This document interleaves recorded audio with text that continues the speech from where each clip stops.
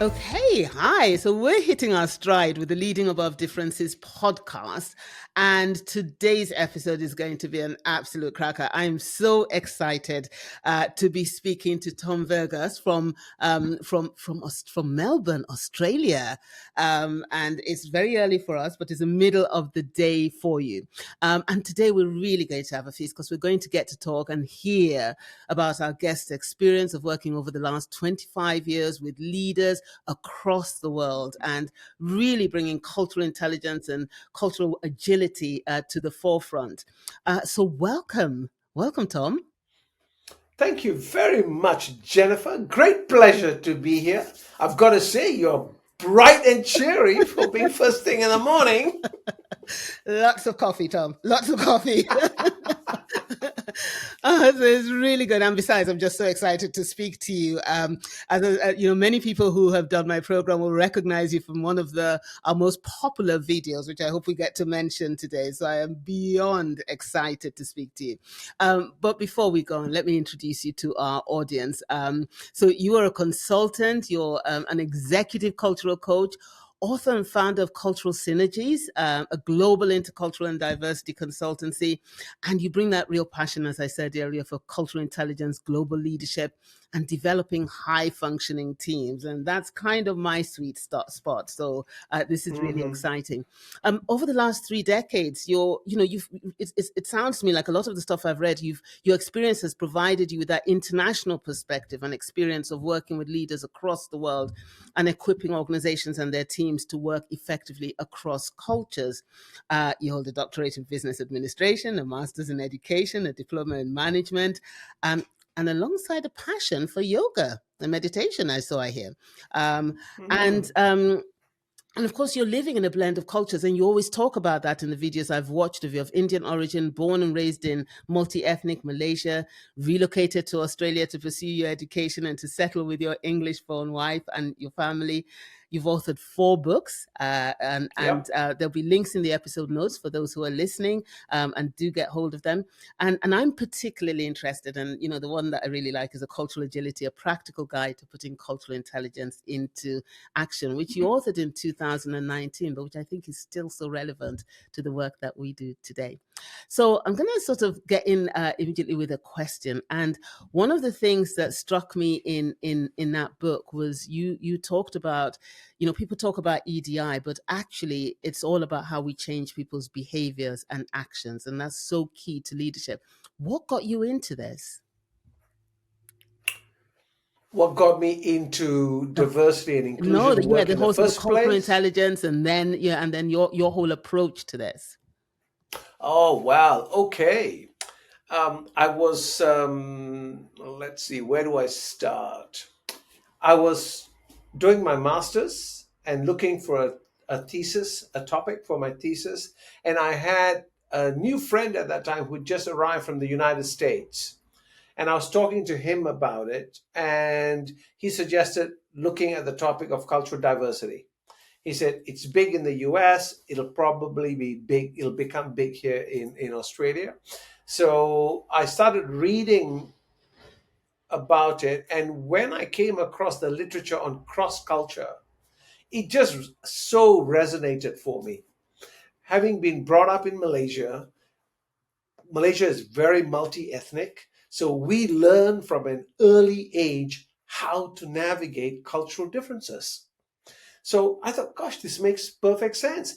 And of course, it was all the work of Gert Hofstadter at that Yeah. time, Franz Trampenas. They had data, statistics. I thought, wow, this is really great. So that's what started me on the path. And as you would have it, sometimes I'm a believer that the universe provides things, for you when you are, it might be a bit woo woo, but hey. Yeah, I believe that too, Tom. Yeah, yeah, I really do. um, yeah, there was an airline here at that time who were flying into Asia, Okay. and they were having problems with some of the Asian guests, some of the Asian customers. And someone put me in front of them and they said, listen, can you do some cross cultural work for us? And I said, sure. I wasn't really sure what it was about, but of course, I was a young consultant and said, yes, of course I can.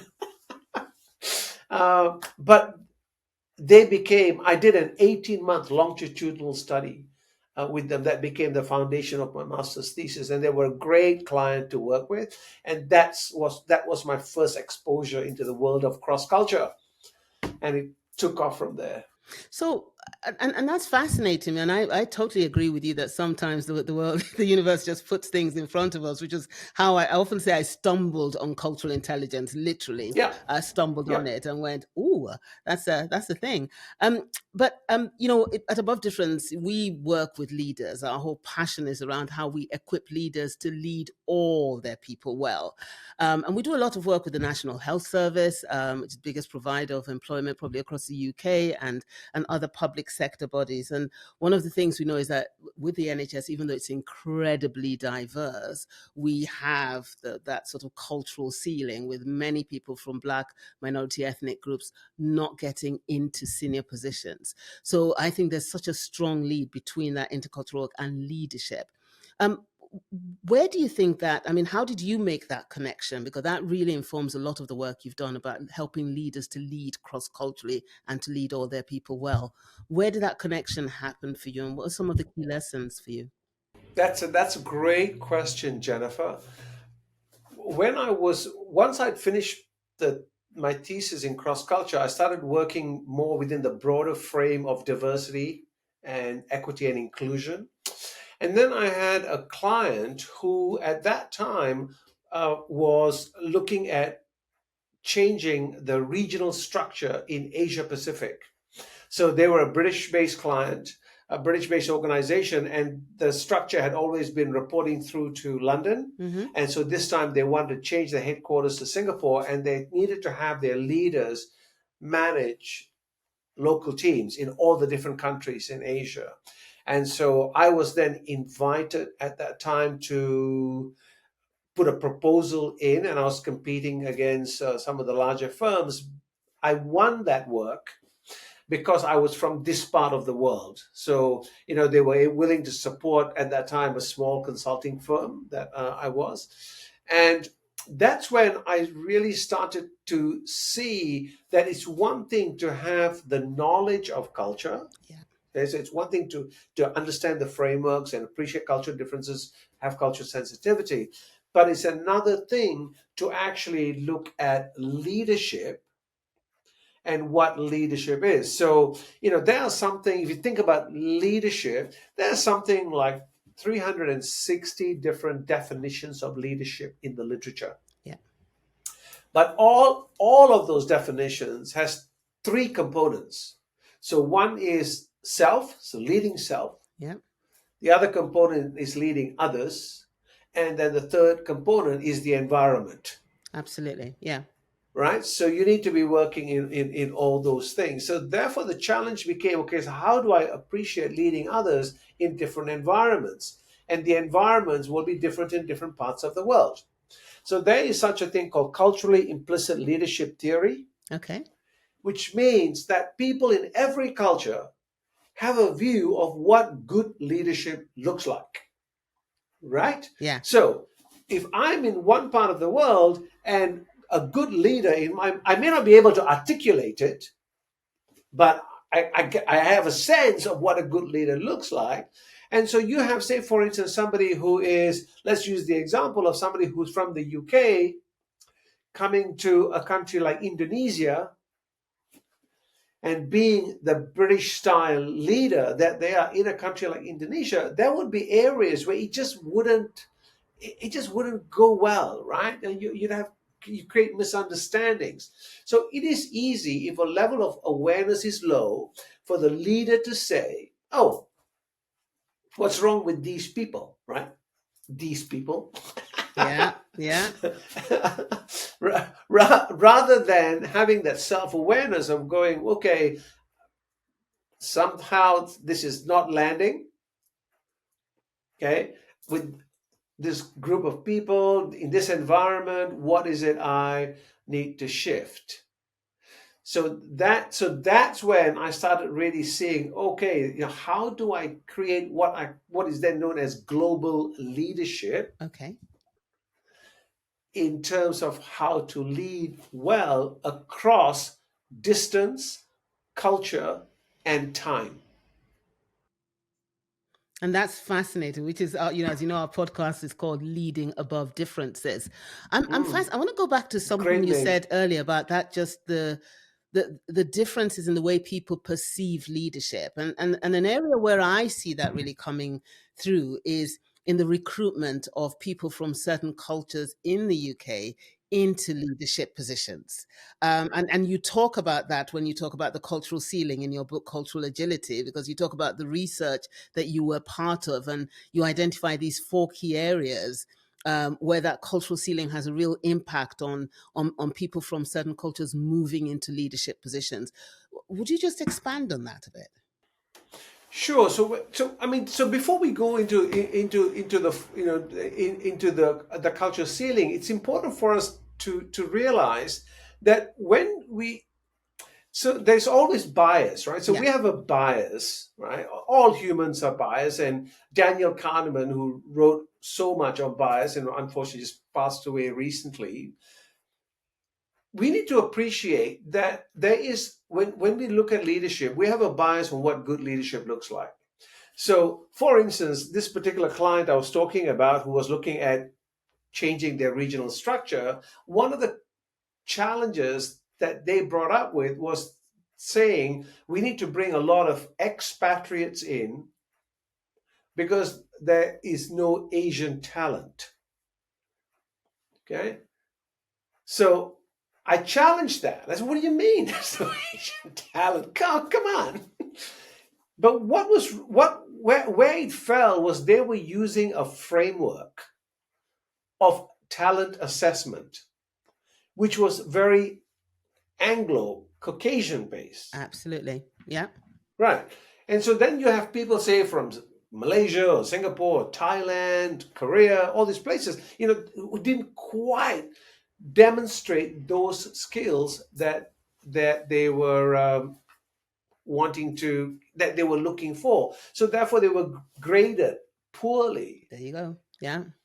right? And so therefore didn't make the cut. As compared to so they may have been very good in their own countries, but it didn't meet the grade for what we would call in an international organization. So part of the challenge was actually not only teaching those from the dominant culture to appreciate the biases that they had and that there are gifts in the way people lead differently, but also having people from more the minority cultures also broadening their understanding of, okay, so how do I build my repertoire, so to me, for to be a better leader, how do I build my repertoire so that I have multiple styles of doing this? Okay. And Mm. that's really fascinating, because often what we have found is that the approach has either veered from one side to another. So, I have clients talking to me about, so can you do some work with our managers from Black and minority ethnic backgrounds, because we need to build that repertoire, we need to build that capital. And one of the things I often say to people, yeah, I'm happy to do that, but you've got to do the work on the other side as well. And you've got to challenge your perception of leadership. And that means starting from the top of the organization. Is that something you found? Absolutely, absolutely. You need to look at how do we define leadership, which is why that level of self-awareness Yes, is so important. It's appreciating that I have a framework. In my mind, I have a way of what leadership looks like for me. So how do I then appreciate that that's what I am looking for, and it may not appear in what I'm looking for. So let me just give you a very practical example of, and we were just talking about this prior with a client, and it was about providing feedback. Okay, like a feedback model. Part of all leaders have to provide feedback. Now, there are different styles of providing feedback in different cultural contexts, right? So, if you as a leader only have one style of providing feedback, only one style, you're going to use that style every time you're having to provide feedback. And what you will find, Jennifer, as I'm sure you are aware, is that it's not going to land with absolutely. people from certain cultural groups, because if you just need to, in some cultures, you just need to be far more explicit and be straight to the point and call it as is. Whereas in other cultures, you just have to be very implicit. You have to be, talking analogies, tell stories. You don't need to be so direct, but they'll get the message. Yeah, absolutely. Right? Right. Absolutely. So as a leader, it's how do I build my repertoire? Okay. How do I do that so that I can be successful in providing that feedback? Because at the end of the day, as a leader, what we want them to do is be successful in their roles. Absolutely. Yeah. So what would you say if you were going to talk about three key things? Because I'll have leaders listening to this who are working in places like the NHS and policing, who are increasingly managing multicultural, diverse teams. We have, we're very lucky in the UK to have people coming in from Asia, from Africa to support the NHS service, and often being managed by leaders who haven't got that breadth of cultural awareness or diversity. So what would you think are the sort of three main things a leader could do practically to increase that awareness and understanding? Three key. The first one would obviously be always starting with self-awareness. Yes. So self-awareness, meaning that, okay, so I am, for instance, having a team of people, let's say from 10 different cultures. How much exposure do I have to people of those cultures? So, e.g., have I traveled there? Have I eaten the food? Do I understand the music? So how much of a contextual background do I have of people from that culture? So that's self-awareness. And out of that self-awareness, if I appreciate, oh, actually, I know very little about. So let's say I'm having a team of people who come from India, and I think to myself, actually, I know very little about India. I've never traveled to India. Yes, I eat Indian food because, that's the English Oh national yeah, it is. food. Yeah. Our curries. We love our curries. Yeah, absolutely. Good curries, yes. But let's say I've never traveled. And then when people talk about, how the North Indians are very different to the South Indians, etc., if I have no context on that, that becomes very difficult. So then, in terms of increasing your other awareness is engage in conversations. Be curious. Ask some questions and say, what does it look like over there? Or, what does good leadership look like in India? And how does that come from a space of learning? Because one of the things about culture, Jennifer, is culture is tacit. So it's deep, right? It's within our gut. So if you are from a certain culture, you understand the rules of the culture. Hmm. Okay.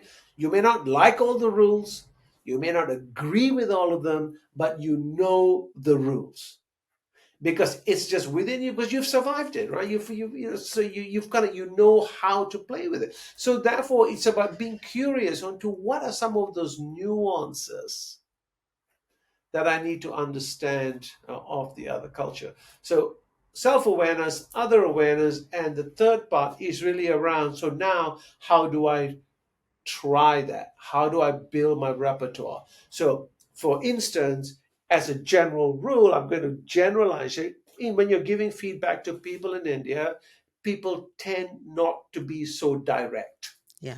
You maintain face. And you be a little bit more circular in the way you provide that feedback. Now, it may not be a style that you are comfortable with. So hence, how do I now practice that?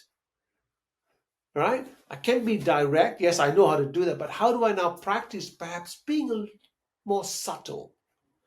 How do I practice perhaps using an analogy? And then how do I gauge whether that landed? Yes. Because that improves my skill set. I now become better. Well, that's amazing, and I love those 3 points. And really, we're talking about, if you look at the cultural intelligence model, your CQ knowledge, your CQ action, and that really sort of pulls up on that. But just because I'm going to have people listening who may be from some of those cultures too, and who are going for those leadership interviews, not getting through, and you said something really interesting, that it has to be both sided, doesn't it? So Oh, of we course. also have to expand our sort of ability to interact across cultures in order to get into those leadership positions. So how would those 3 points apply to those people who are from other cultures, who maybe have come in from India or Africa, who really want to get into leadership positions but are not getting through those interviews? Sure thing. Well, I can give you an example. In my early years of being a consultant, I used to be completely intimidated when I was speaking to senior leaders. Yeah, I know that one. Okay, because coming from Malaysia, it's a very hierarchical culture. And when I was sitting with someone who was running a big team, making a lot more money than I was, had very big titles, I would just be totally intimidated. And, I just freeze up. I just wouldn't be able, even though I knew I had things to say, I just couldn't, right? So I had to learn how to get past that. And I've got to say, I sought help, right? I mean, I saw a therapist. The therapist was great, helped me kind of understand some of my cultural values that I held deep, right? And that's what I'm saying. So those tacit, right? Hierarchical. And in a country like Australia, high value in Australia is egalitarianism, right? Here, the hierarchy is very low. So how I needed to shift my thinking around that. And then I started practicing how to speak up or how to challenge. So that's how you do. So that's how you build. So it's like building a muscle. There you go. Yeah. You got to keep building the muscle. So if you want to build stronger biceps, you know that if you lift weights, you're going to build biceps. But if you keep doing that, you don't know exactly when it's going to happen. But if you do that regularly, you know that you will build strength. Yeah. So it's about trying. So I started then saying, okay, now, self-talk, before I go in a meeting, okay, what do I need to be saying? How do I do that? Be present, breathing. So it's all this is stuff that you need to do to yourself, right? For yourself. And then I started practicing it with my clients. And, yeah, some worked, some didn't work. But as I became better at it, I became more confident at it. And what strikes me about that is that you were really intentional. I mean, you didn't kind of just sit there and wait for this to happen. I mean, going to a therapist, practicing, flexing that muscle. There's a real degree of intentionality there. Yes, because I wanted to really work at a different level. I was very keen on working at more senior levels. I was really keen on wanting to work internationally. So I wanted to do those things. So you have to be intentional. Yes. Because if you're not intentional, you're just kind of waiting around for things to happen. So if I want to be, if I'm working in the NHS and I'd say, okay, no, I want to be in a senior leadership position here, some of the things I would suggest is looking around and saying, so, who do I have here that could possibly be a mentor? Seek out a mentor, right? Who are the role models? Talk to them. Say, listen, what are some of the things I need to be aware of? Because all of us, Jennifer, have blind spots, right? Things that we just don't see. But other people see our blind spots.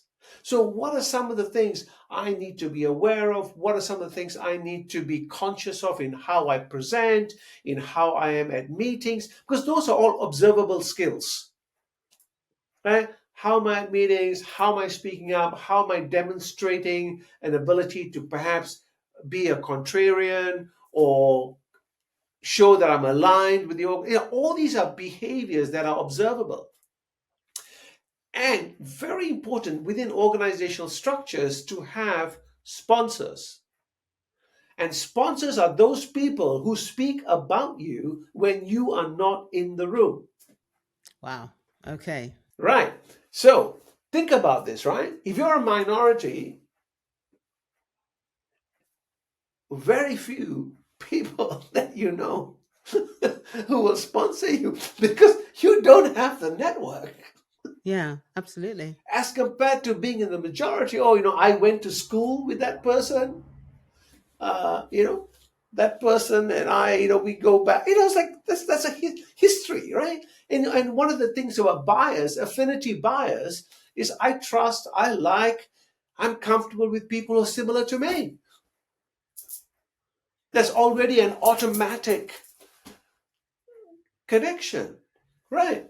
So, how do I then, if I'm a minority, look? Say, I mean, again, it's about being intentional, right? And some people would say, "Oh, that's you're really kind of thinking it through." No, but I think if you want to be a senior leader, and especially if you're trying to break through, if you are one of the first few, you're trying to break the path.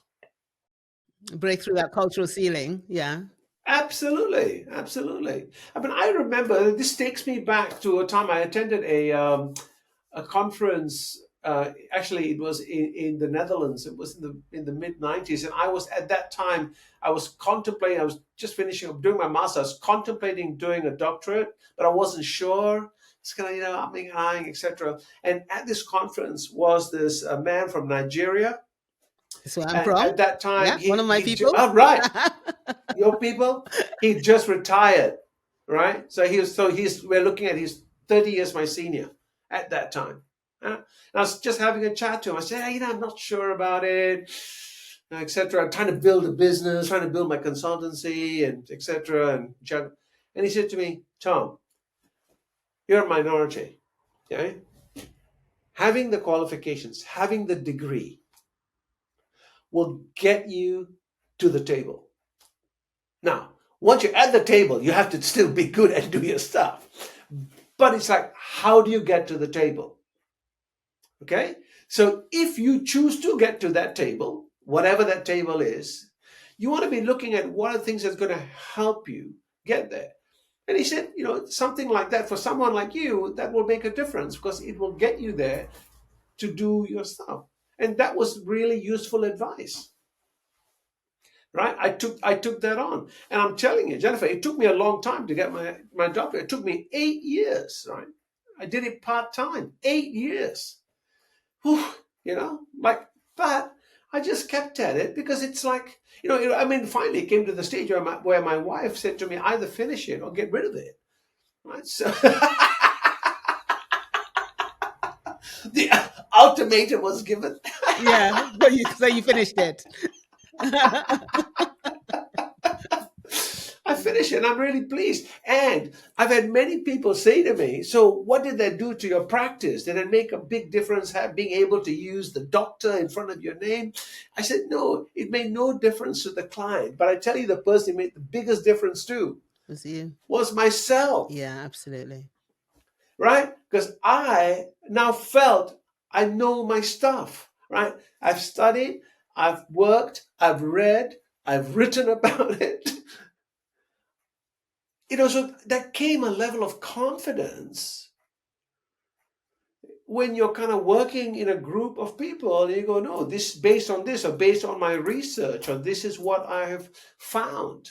And it just gave you more credibility because you're more secure in yourself.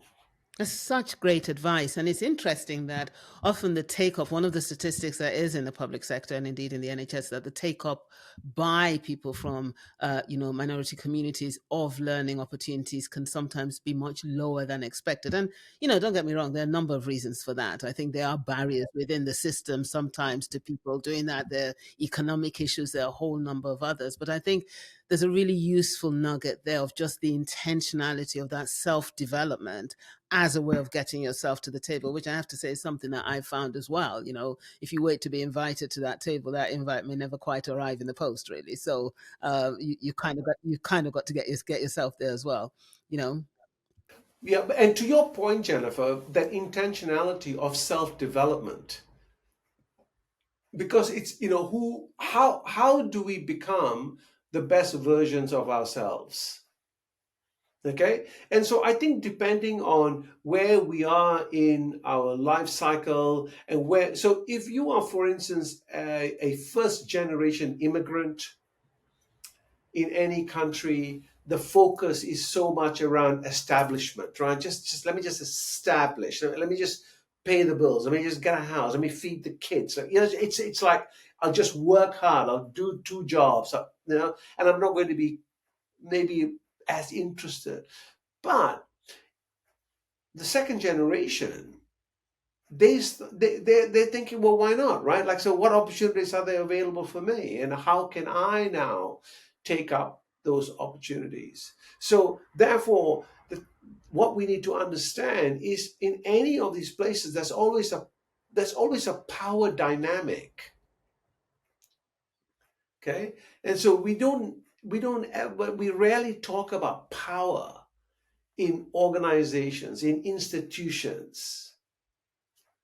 So when you're a minority, you're kind of beating up against the door, because you're trying to say, oh, hey, listen, I want to get in as well. And then and sometimes what happens is that when there are minorities who get in, they then become so much like the majority because they want to demonstrate an affinity to that group. They forget, right? So, as that's all saying, I climb to the top and I pull up the ladder behind me, rather than putting my hand up and getting other people up. So, but again, that's all level. It's about self awareness. Absolutely. And I want to just go back and, without sort of, asking you to repeat the points you've already made so well, when you think about that table, and the people who are already at the table, which again are the leaders that you've worked with across, you're across the world, and I'm working with in our baby steps. And I often have leaders say to me, well, we want more people at the table. We're doing everything we can. We're opening up our recruitment, and people are doing lots of things now. There's, like, blind recruitment. There's, people are trying to take names off, because there is an awareness now that sometimes that will happen in the system. Um, we're doing all these things, but we're still not making a difference. It's still not happening. We're still not getting the numbers in. And it's a bit like people saying to you, the talent's not out there. What would you say to those leaders? What more do they need to be doing to get people at the table and to keep them there? Because that's the thing. It's getting people at the table, but then retaining them at the table. Is a different thing. So there'd be two things. So one of the first things I do when a leader says that to me is that we want to have more, but it's not happening, etc. I always try to flip the question back to them and say, why do you think it's not happening? Good one. Because like, it'd be interesting to get their perspective, right? Why do you think it's not happening? Because surely they will have a perspective, right? And what we have to remember, Jennifer, sometimes it's the right thing to say. Well, of course I want more people, but only if they're good enough. Sure, just haven't met the good ones yet. Right? So it is a story. It's a narrative. Okay? But if they're really sincere and they say, no, we're trying, and I say, well, why do you think it's not happening? Well, it could be, we're not finding enough people. And so, okay, now, where are you looking? Right? Where else could you be looking at? So what sort of skill sets are we needing here? So you try to broaden the conversation, you know, to that, to get them, kind of actually get people thinking, actually, there are many people out there, and perhaps I just need to think about this differently. Okay, so that's a key thing you want to challenge your leaders for. And I think the other thing is then to get people to appreciate that, okay, we can recruit people, to your point, but if we don't have the right environment, people will leave. Okay, so I say to a lot of my clients that diversity by itself is not an asset, right? In fact, it's a pain. because having to deal with so many differences. It's about inclusion, right? It's about, so diversity is all the ways we're different. Inclusion is actually recognizing, valuing, appreciating difference. So how do I create an environment that's inclusive? And what does it look like? And inclusive for everybody, right? So what are some of the things I need to do? Because inevitably, Jennifer, in every organization, there are going to be insiders and outsiders, right? So if I come into an organization and I feel like an outsider, okay, I'm going to try for a while because I'm going to try to get in. But if there are no attempts made to help me, and I feel like I'm on the outside, eventually I'm going to say like, What's the point? what's the point? Like, why am I bashing my head against here? I'm going to leave. Now, if unless I'm in a situation where I've got to pay the mortgage, I've got to feed the kids, I've got to pay the bills, so it's very practical in a real. So if that's the case, okay, I'll hang in there, right? I'll just do it because it's that's what is expected. But if I have the choice, Then I'm going to leave. I'm going to leave. I'm going to opt out. I'm going to go somewhere else where I can go, actually, that's better, that's easier, it's more accepting, it's more understanding. So I love that, because one of the sayings, I love sayings, especially by people who write really good books. But George Day says something I use quite a lot, and he says inclusion isn't about bringing people into what already exists, but it's about creating new spaces for everyone, which you more or Yes, less just encapsulated. Because I think I often hear people say, well, we want people to bring their authentic selves to work, and I kind of say, yeah, what does that mean exactly? That's like your authentic self, as long as it authentically agrees with what we think is authentic at any authentic time. And so I'm like, let's just explore what that means. And what we talk a lot about belonging here, or we want to have that sense of belonging. And yeah, I love the word belonging, but the question I ask my clients is, yeah, belonging to what? yes. What Belonging to what? what are you asking Great. people to belong to? Because if you're just going to fit them into try and push them into that in group that already exists, or those cultures about this is the way we do things around here, so if you conform then you belong, that's not true inclusion. That's right. That's right. Yeah. And what about those people who don't particularly want to belong anyway? Well, absolutely, yeah. Right? So what does it look like? And what does it mean? And so sometimes I think part of the reason that sometimes the diversity work gets a backlash, gets a pushback, is because we use these words, the jargon, I because call it's it the the EDI it's speak, yeah. that's right. And people go like, but what does it actually mean? I don't know, but it's kind of the right thing to do, etc. So so that's why so much of this work, I think, needs to be experiential, right? Because cognitively, Jennifer, cognitively, most people get that, okay, there's value in diversity, right? There's value in difference. I get that. I mean, I get, put different people together, different ideas, innovation, ways of thinking. So I get that cognitively. Then the challenge then becomes, what are some of the skills I need, right? Like what are some specific things I can do, e.g., in my recruitment, in the lunchroom, in the way I address meetings, in the way I select people for projects, in the way I look at the talent pipeline. Okay, like what are some of the things I can actually do? So that's kind of the hands. And then in terms of the heart, so how do I get that sense of empathy? How do I gain compassion for others, for myself? Like, because so it's a head, heart, hands. So you need that alignment of all three.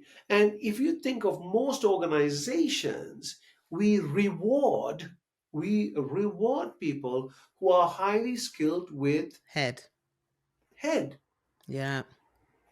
right? Because I'm smart, I'm clever, I'm strategic, all that kind of stuff. And many a time, if I'm really good with this, even though I may not be so great with the hands and my behavior, may not, but sometimes organizations overlook that, right? They'll say, oh, but that person is great at doing this. So they, and that saying of, which is why we say the standards you walk by are the standards you accept, right? So what are you actually accepting, but then that sense of how do I actually, that's why the lived experience is so important. That's why storytelling is so important, because you want people to hear the stories, because I may not have that experience. Okay, I may not have that, but how do I use those who are have the lived experience to tell me about it? Absolutely. Hmm. Absolutely. And I want to, and thank you so much for your time. This has been so useful. And I love that analogy of it takes the head, the heart, and the hands working in synergy to make inclusion work. And I think that's a real nugget for leaders out there. And I talk to organizations and my clients about this all the time, because we promote people often into leadership positions because they're good at the head stuff. They're good at the technical aspects of their job. But what we're not actually looking for often is their ability to lead people, and particularly their ability to lead diverse groups of people. And I think until we get that balance right, which is the heart and hand stuff, we're continually going to get leaders who themselves get quite frustrated because they know they're good at the head part and they think that's what I've been asked to do. This people bit is a bit like an added extra I wasn't ready for. Yes, yeah. And how do I learn about that, right? And I usually learn about that on the go, on the fly, But the focus and the reward is for this. Yes, absolutely. So yeah, But I want to yeah. come back to something you mentioned just now, which is the backlash against EDI. And I don't know what's happening whether this is happening in your part of the world, but here, we're beginning to see that really come to the fore. I mean, we've actually had, ministers from the very top of the country saying now they don't want people with EDI in their titles. They don't want. So there's a sense that there's almost this growing backlash now against the EDI agenda. Now, we talk about culture, we talk about cultural intelligence, we talk about inclusion and leadership. So, in terms of the work we do, it's not something that I worry as much about. But what does it feel like for you, and where do you think the world is going with this?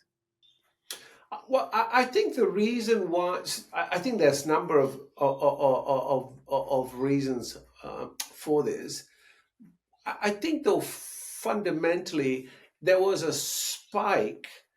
So, if you think of the DEI conversation, and let's take, say, specifically gender equity, for instance, just use that as an example. I mean, that conversation has been happening, say, for the last 70 years. Yeah, absolutely. Mm. Okay. Then there was affirmative action, and then it was like, it wasn't getting much traction. Then it became into diversity, EEO, etc. So there were some steps being taken.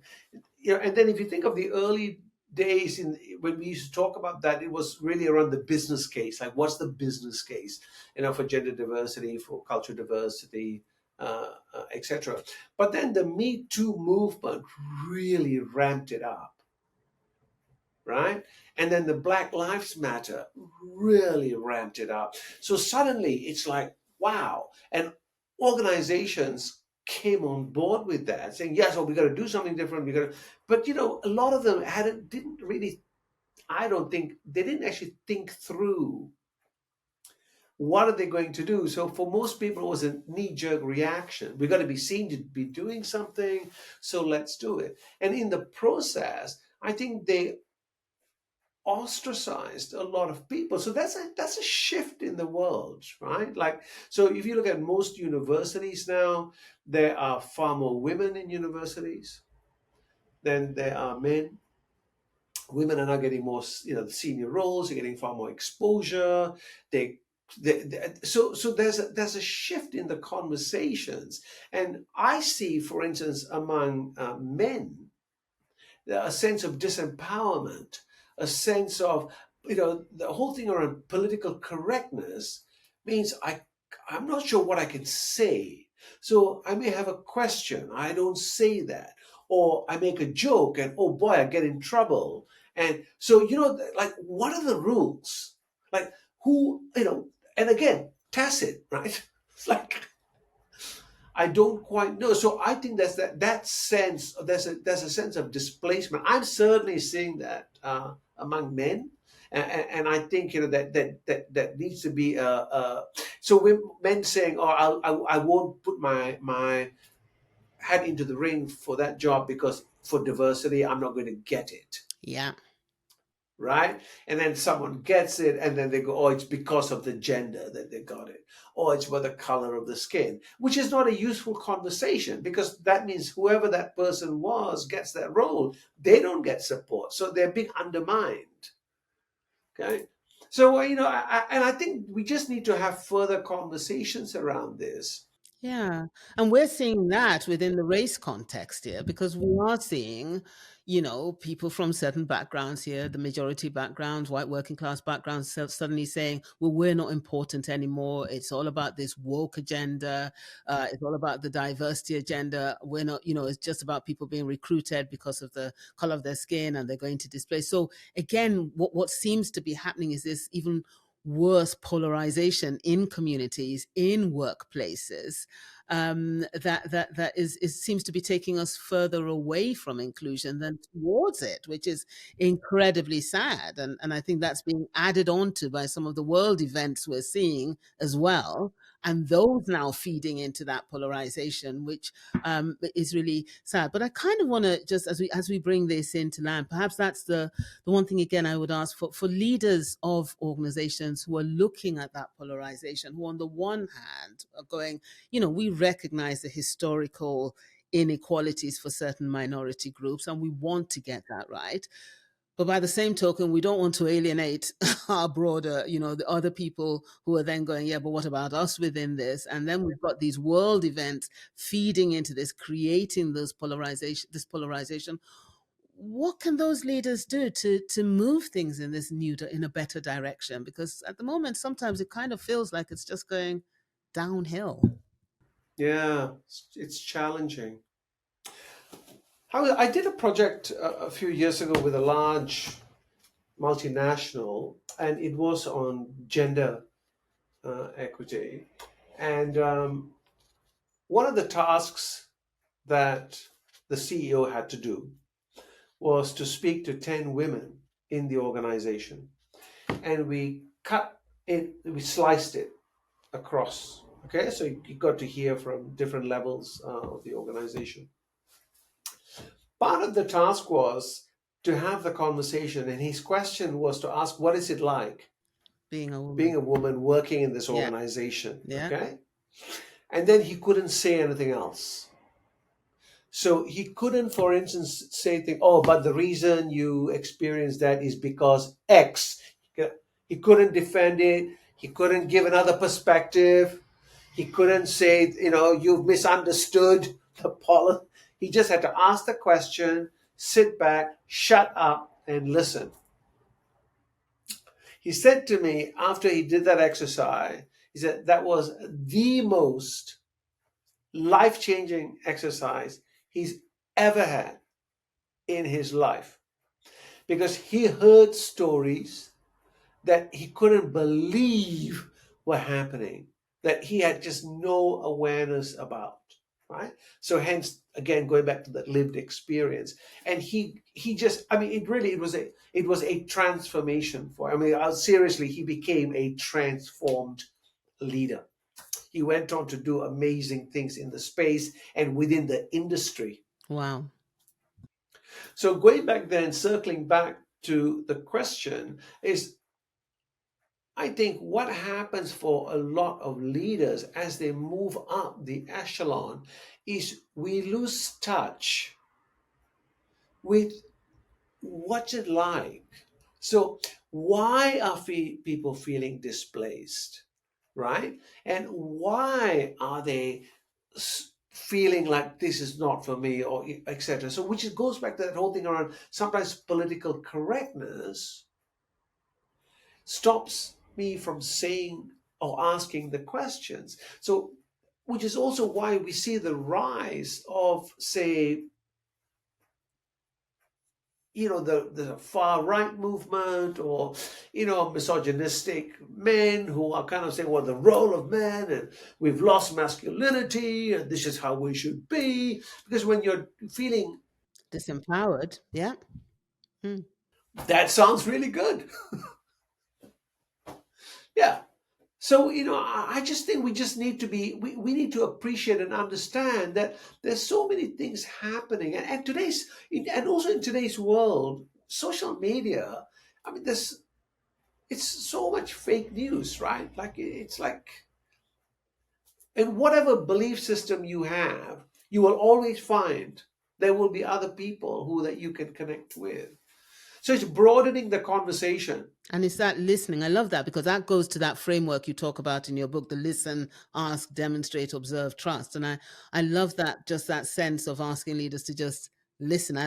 Funny enough, I do that, say, ask what it's like. But the bit where you just don't defend, don't come in with another perspective, just listen and get that perspective of what does it feel like to be in this organization, to be this person in this organization. I think that's incredibly, Yeah, incredibly as a powerful. woman, or as a young person, or as a person of color, or a person with a disability, or somebody who's a single parent, or somebody who does part-time work. You can pick any of those categories, and it just gives you an insight. And think about it, Jennifer. Leaders, there's an expectation that leaders are supposed to talk, Yeah. right? I'm the leader, so here's what I think. Like, here's my point. People ask them, "What do you think, leader?" Rather than a leader saying, "Okay, look, let me listen for a change." Yes, I have some perspectives, I have some ideas, but hey, give me a different perspective, right? Like, so. Well, it's that thing Simon Sinek says about leaders eat last, isn't it? It's really that about actually saying, I'll do the listening instead of that perception of being out there and taking first. And you mentioned young people just now. That's another conversation I'm having increasingly with my clients as well, about the generational diversity. And I think that's one that's sort of coming up behind us and we're not quite aware of it. Very fast, It's coming up very very fast fast. behind us in organizations, the different that actually that being a recognized as a group, and that being a big diversity issue as well. And we see it a lot in, when we, in our work with policing, for instance, where you've got much younger officers coming in who are then being managed, who, by people who've been in the force for years and have a different perspective and perception. Is that something you're finding as well in some of the work you're doing with your clients? How much the generational diversity is an issue? Yeah, the generational diversity is becoming, and this is, by the way, a global phenomenon. So we have globally an aging population, right? So across the world, we are all living longer. So therefore, there's an and in fact, for a lot of people, there is a need to work longer, because how then do you sustain? I mean, if you retire and you're going to be alive for another 25 years, what are you going to do?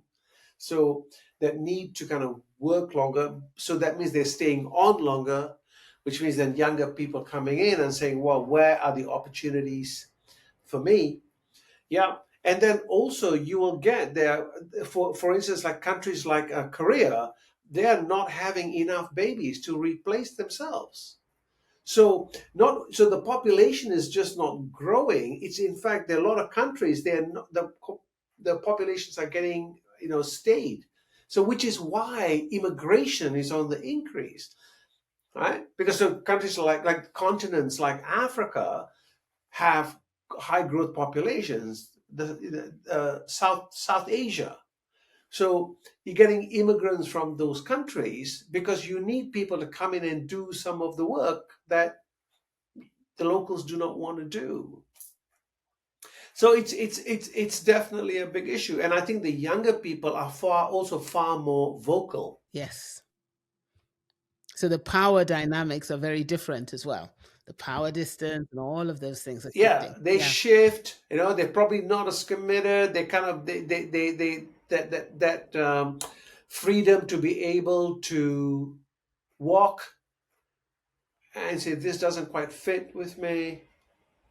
I'm leaving, is very different to someone who's committed with a mortgage and has to feed. See, yeah, so the different.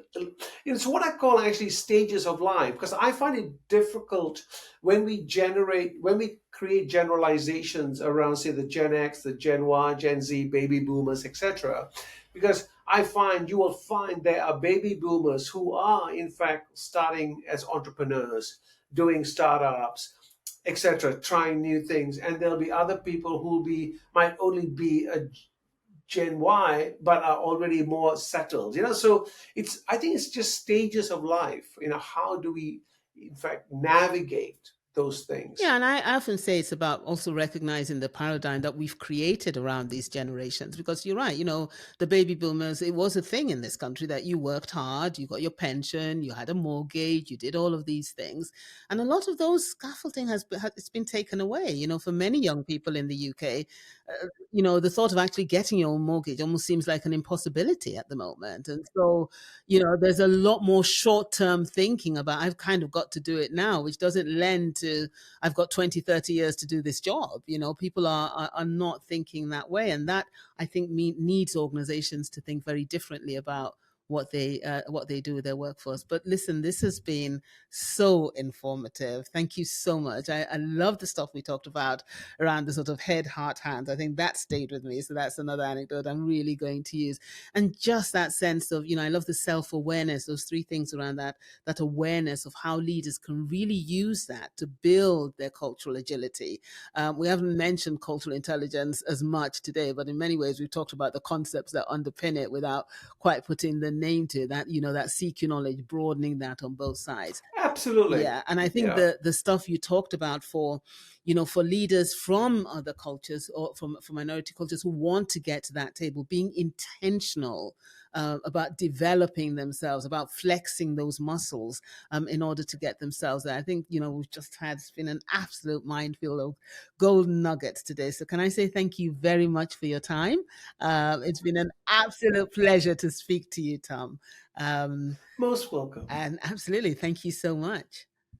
It's been great talking to you, Jennifer. It's been, the time has just flown by. It's been such a great conversation. I really want to wish you all the best. And I want to wish to all the listeners on the podcast on the best. This is a journey. It is, isn't Okay, it? this is a journey. There's no end point. We don't come to a point and say, okay, now we're all inclusive. now we've got it. No, it's a constant journey. So it's part of our evolution as human beings. Absolutely. Well, thanks for joining us so much today. And for our listeners, this is our second podcast on leading above differences. And I really hope that you've taken away some tips today, things that you can actually put into practice. Links to Tom will be in the notes, and definitely links around the books, which you can still get. I think one of them I couldn't get on Amazon, but you can download them on Kindle. You can download on You can Kindle. You can download them download them from my from website. Tom's website as well, and we'll put all of those links. And if you have enjoyed this episode and found it useful, let us know in the comments. But thank you very much.